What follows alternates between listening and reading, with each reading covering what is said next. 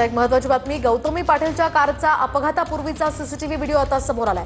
अपघातापूर्वी वाहनातनं 2 जण खाली उतरताना सीसीटीव्ही कॅमेऱ्यात कैद झालेत। भोरवरून मुंबईकडे जाणाऱ्या मार्गावर कार पेट्रोल पंपाजवळ उभी केली होती आणि त्याच वेळी पेट्रोल पंपापासून काही अंतरावरच या कारनं रिक्षाला धडक दिली। दरम्यान पुण्यातील वडगाव बुद्रुक या परिसरात मागच्या मंगळवारी हा अपघात झाला होता।